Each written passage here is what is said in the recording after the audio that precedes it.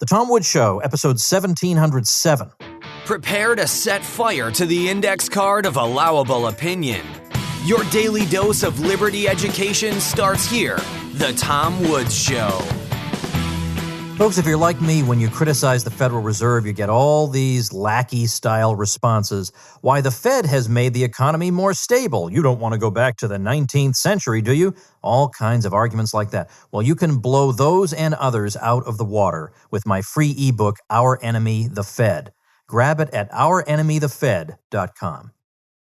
Hey everybody, Tom Woods here. Eric Brakey is back with us again for, I think, the third time. Eric is a supporting listener of the Tom Woods Show. He is also former state senator from Maine, longtime Ron Paul supporter, and was running for U.S. Congress from Maine in the GOP primary there. We're going to talk about what happened and what he's up to today. Lots of interesting stuff to get into with regard to this. I want to also remind everybody, given that, I've been obviously talking a lot about the virus and more current events than I normally cover on the show. I tend to want to do evergreen topics that 2 years from now people could still find interesting. I've been doing a lot more current events. And I just want to mention the Ron Paul Liberty Report has been doing really good stuff lately on these sorts of topics as well. The program that features, obviously, Ron Paul and his co-host Daniel McAdams.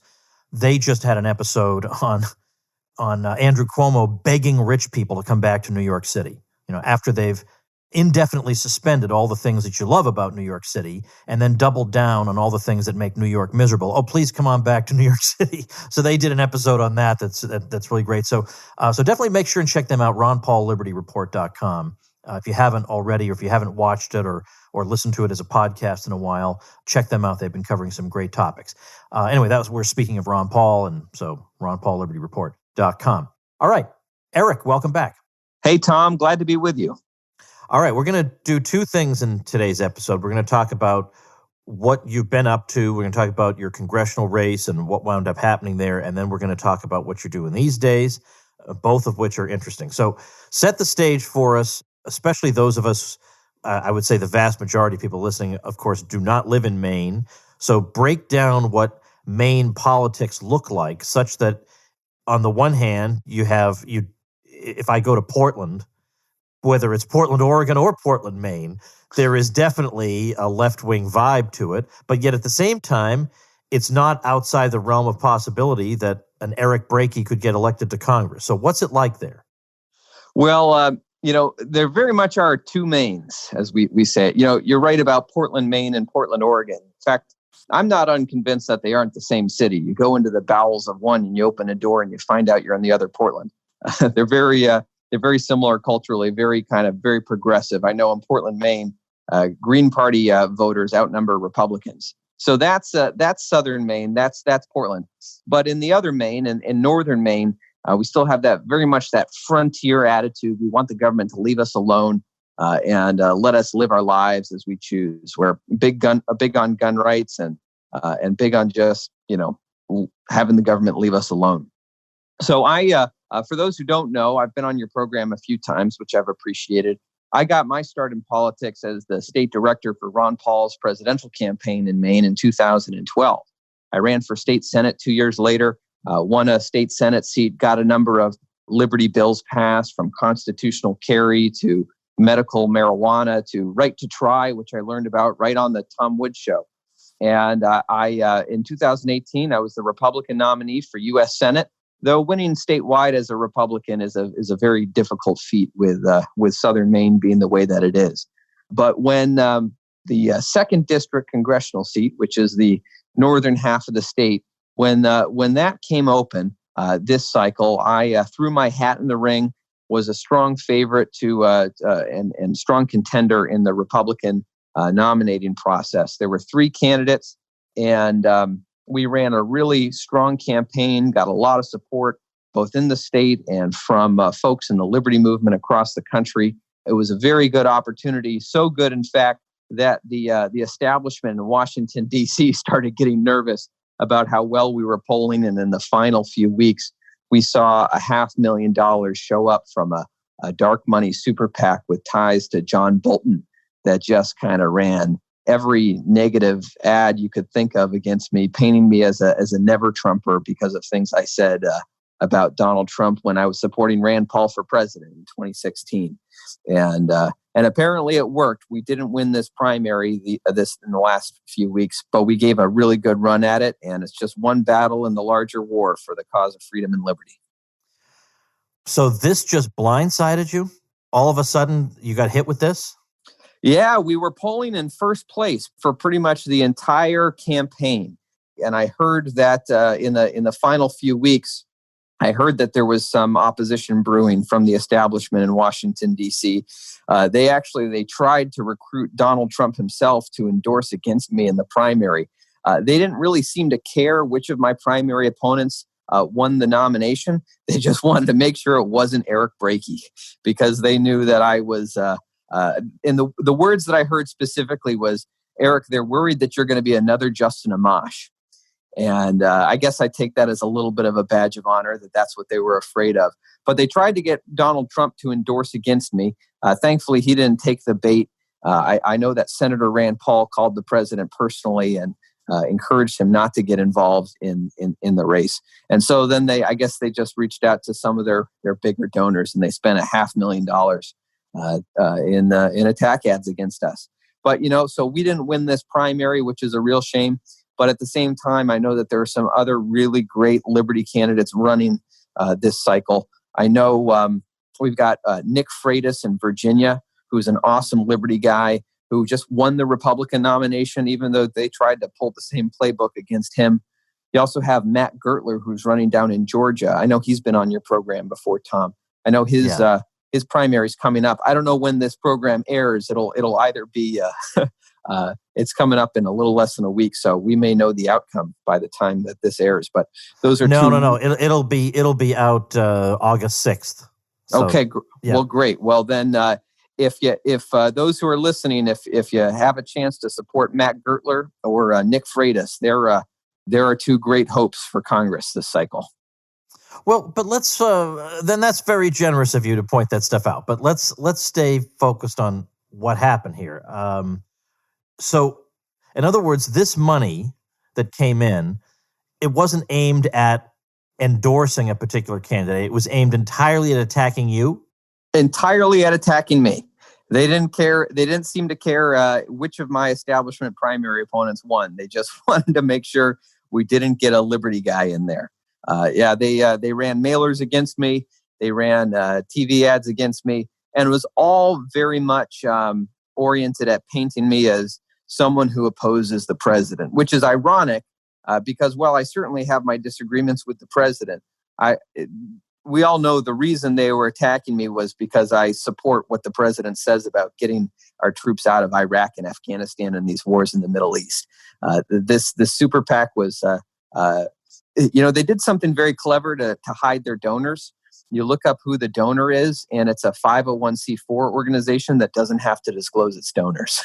So they laundered the money. But we saw that the treasurer of the super PAC is also the treasurer of John Bolton PAC. So we know kind of the network of neoconservative establishment folks that it's coming from.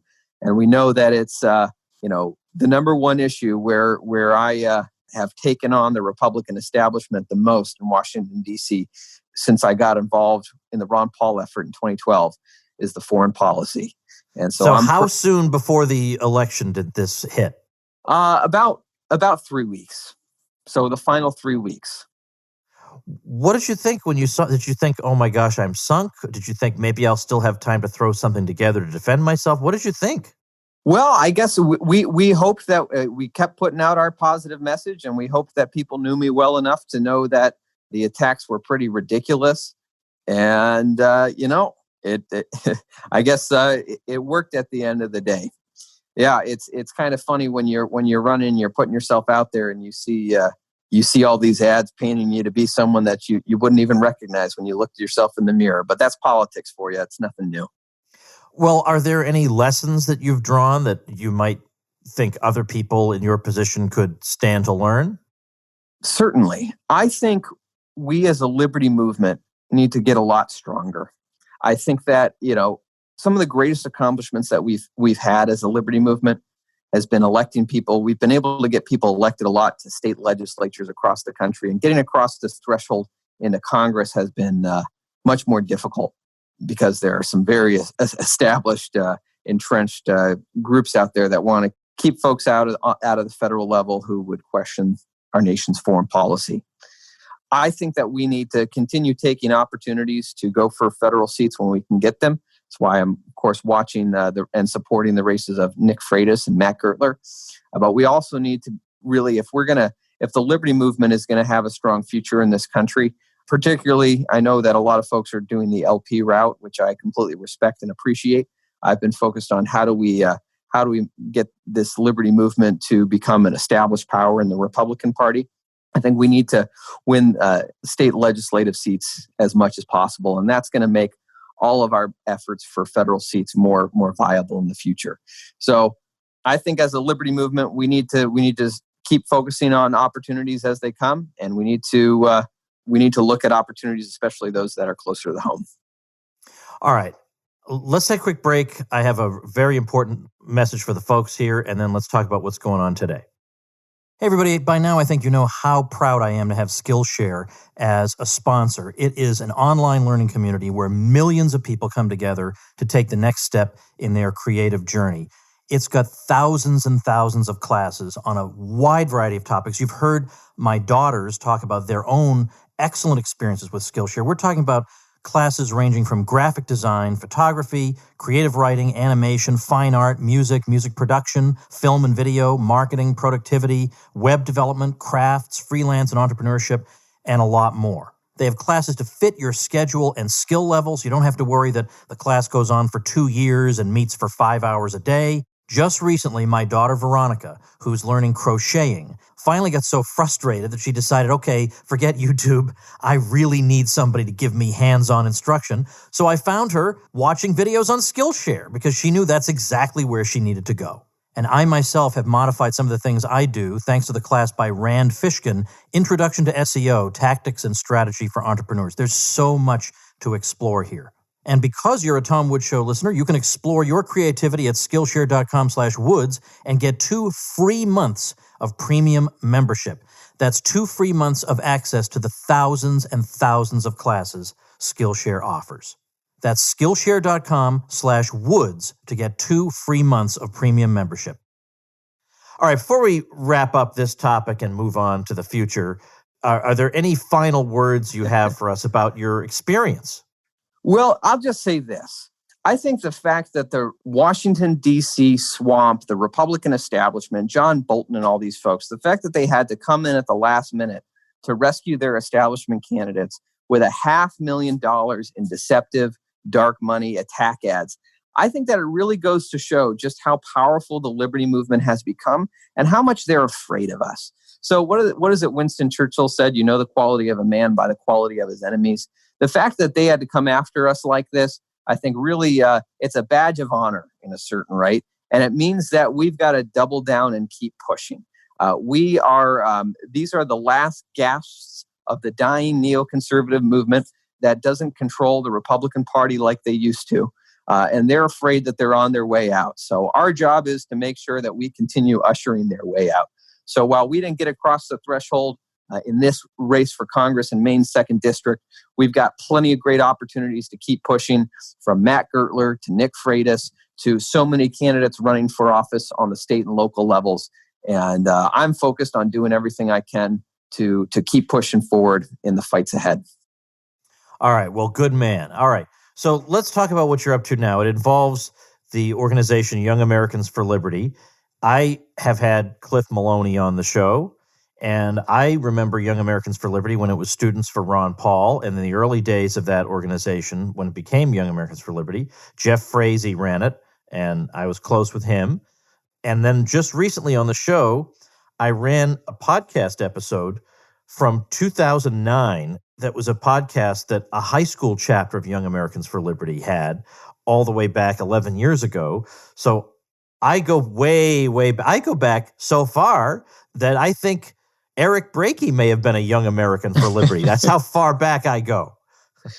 Well, you know what?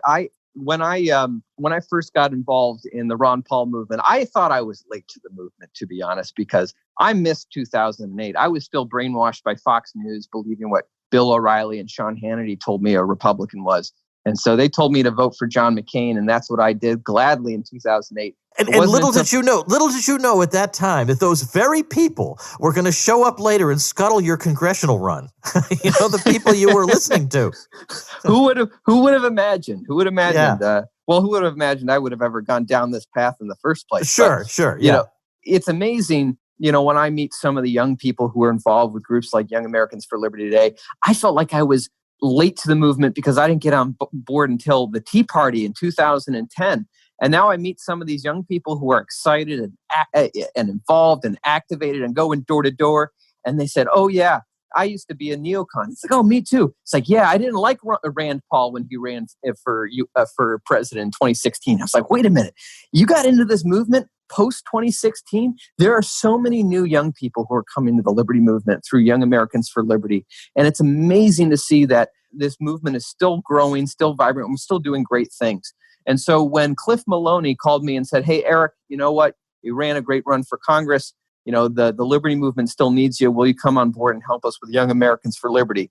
I threw my Harry's razor and my away carry-on. And yes. And I came, and I'm down here in Texas right now helping Young Americans for Liberty raise some of the funds they're going to need for this election cycle, because we've got 1,000 college students ready to knock 1 million doors across America to elect liberty champions to state legislatures across the country. Of course, that's how I got into this and became I ran for state senate. I didn't run for Congress or U.S. Senate out the gate. I ran for state senate. But we've got so many liberty champions who are stepping up, running for state legislatures across the country. And we can help them win by winning at the door, by getting our young liberty army out there knocking doors to elect liberty champions. So that's what I'm helping Young Americans for Liberty do. We've already raised $7.5 million towards this goal, but we've got to raise another $3 million by the start of October. So anyone who wants to chip in and help make liberty win, be sure to go to yaliberty.org. Let's say just a brief thing about what recently happened. Cliff contacted me I think it was the end of last year, and maybe just 3 months still to go in the end of last year, saying that he was having this big Mobilize 2020 event in Austin, Texas, which is where originally it was planned to be held. And he wanted me to speak at it come what may. And at the time, it looked like I had some trip lined up. I didn't think I could do it. And just one thing after another, there's no way I could make it. But he was coming up with scenarios for how I could make it happen still. And he really, really wanted me there, but it just wasn't to be. Well, anyway, Austin, and of course, this was all before the virus, so nobody knew what was going on. But then he decided, we're going to have it anyway. We're just going to keep something. I mean, Pork Fest went on as planned, but something else in the liberty world has to just go on, for heaven's sake. There has to be an event for people who are willing to just live their lives. And so he was going to do it. And then Austin didn't work out because then, they had restrictions there. So he thought, well, let's go to Dallas. Can you say what just happened? Yeah. August 6th was supposed to be the first day of Mobilize 2020. Folks were getting ready to hop on their planes. We had all the banners and everything. People were there kind of getting ready to set up at the hotel. And then without any discussion, without any notice, the city of Dallas decides to cancel the event with 2 days notice. So it was a completely tyrannical decision with no input. It's basically one person deciding to nullify private contracts between private parties with, and all along the way, Young Americans for Liberty and the hotel. And I will say, from what I understand, the hotel, the Omni Hotel, bent over backwards to accommodate Young Americans for Liberty, to accommodate these ridiculous, ever-changing demands from the city of Dallas. And Young Americans for Liberty was ready to jump through every hoop. Mask mandates, social distancing, everything that we had to do to be in compliance with them. And at the end of the day, 2 days out, they decide, you know what? That's not enough. We're canceling this entire event. And so it was a completely gross and tyrannical decision. I'm personally wondering when when city council elections for the city of Dallas come up, because I know that I happen to know a couple thousand young people who know how to knock doors for liberty and unelect bad politicians. So it's pretty disgusting what happened, and we're going to be pushing forward to make sure it doesn't stop us from accomplishing our goal of knocking 1 million doors across America this election cycle. This whole thing frustrates me so much. I mean, it's one thing to cancel the event, but to do it with so little notice, it's almost calculated to do it with that little notice. It's the same thing that happened with Freedom Fest in Las Vegas. They complied with every demand that had been made of them. They went out of their way to do whatever. And then at the very last minute, after huge expenses had been incurred, they said, sorry, we're going back to phase 1 or whatever the heck it was. And they did they'd been in contact with the local authorities. And then meanwhile, I was out in Las Vegas a few days before they were supposed to have Freedom Fest. I went out there early, and I got a picture of their poker room. The poker room was packed with people. So I snapped a picture of it, which I have no problem with. But I snapped a picture of it, and I sent it to Mark Scows, and I said, they can have this, but we can't have Freedom Fest. Yeah. And he wrote back and said, what is this a picture of? And I said, this is their poker room. He writes back to me every time I write to him. I didn't hear back. I think he was just fuming about this. Like, he couldn't talk about it. It's just ridiculous. So, but on the other hand, Dallas is known for being kind of left liberal. I wonder if that was the best choice. People think of Texas as a red state, though that's increasingly, sadly, becoming a battleground itself. But the cities, Austin and Dallas, are very liberal. And so, we're dealing with liberal politicians and liberal government bureaucrats. And I'll tell you, the double standard that we're seeing across the country just smacks you right in the face. When we see Barack Obama get up at a funeral for a prominent politician with everyone there, I didn't see a whole lot of social distancing there. And he's he's going on at this funeral about political matters, about abolishing the filibuster and getting rid of President Trump.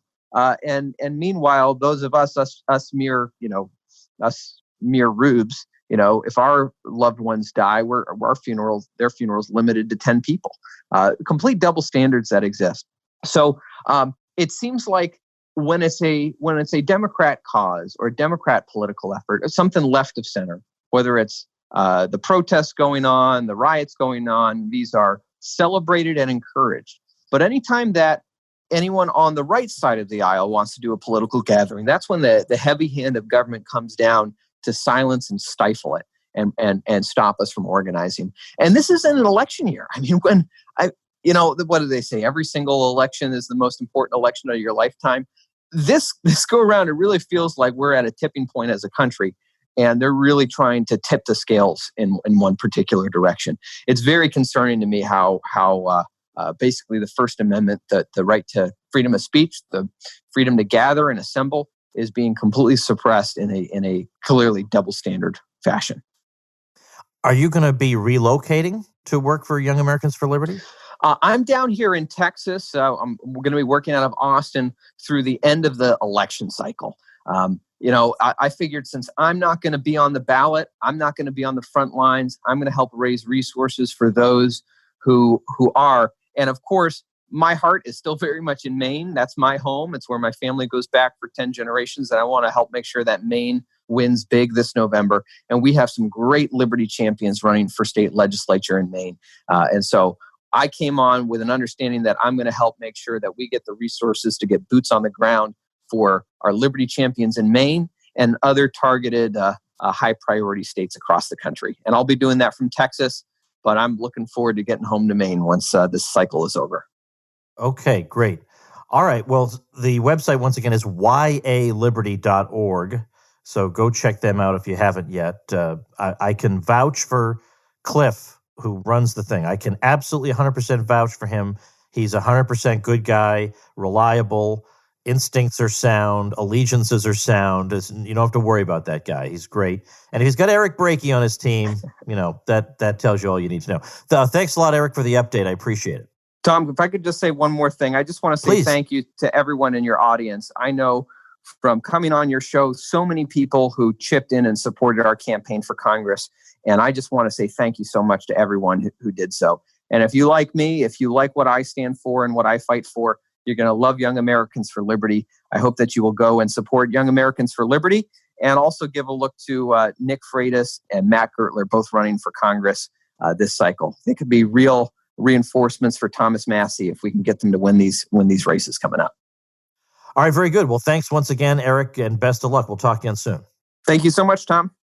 All right, everybody, before we go, a website created by a Tom Woods Show listener that you may find interesting, and it is solomonsays.net. It's aimed at promoting wisdom for life, premised on the idea that the book of Proverbs in the Bible is meant to help provide us that wisdom. solomonsays.net recognizes that while wisdom is for everyone, there's plenty of evidence that young men are now especially looking for guidance, and Proverbs is explicitly set up as a father's and mother's advice to a son.